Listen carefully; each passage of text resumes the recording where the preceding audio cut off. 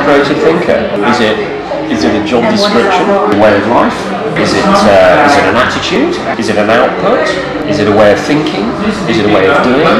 Is it all of those things? Yeah.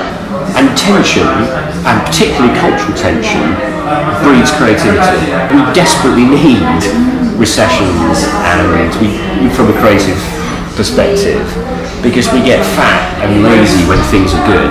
But when there's massive tension, the creative industries getting gear and they change stuff. I mean, it's been the equivalent of prog rock in this industry for far too long. Like, we need punk to come along and just blow this thing away. And I don't mean just advertising, but I mean generally, you know, we've got a bit sick of the same kind of stuff, and we need to strip things back down again. I'm not aware that from an advertising perspective, I mean, they are reducing the budget, right? As a cost-cutting exercise, it is the classic, the price of everything but the value of nothing.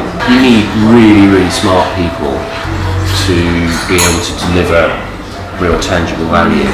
They're distrustful of advertising because of advertising hyperbole.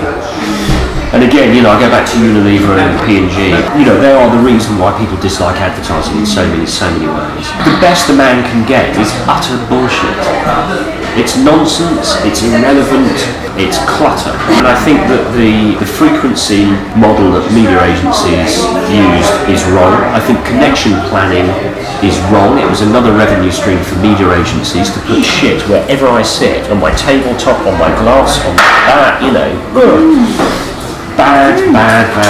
There are, you know, it should be respectful, and brands don't use respect as one of their measurements. They tend to use reach and recognition. I think if people were genuinely aware of the effect of the work above and beyond a numerical number, I think we would view the industry differently. The more interesting stuff is the stuff that isn't measured in financial consequences, but it is in terms of political, social, cultural capital. The memorandum of articles of association of every single business would have to change. And the reason for that is that no business is actually, has its purpose is to save the world. Its purpose is to make money for shareholders. It's perceived to be not in the shareholders' best interests. Now, until the shareholders say it's in our best interest that you have not just a token CSR policy, you know, and the triple bottom line, but you actually do something tangible you can measure. And the whole thing would desperately have to change. But businesses, yeah, they're crying out for creativity. And why are they crying out for creativity? Because they're numbers-run businesses, and numbers tend to nullify, because it's either binaries, yes, no, black, white. There's no grey area, and there's no colour either, by and large. So businesses are sort of dying. The minute they're set up, they're dying, they're decaying. Nobody likes to reinvent it. When you've got a massive, successful organisation, it's very hard to change.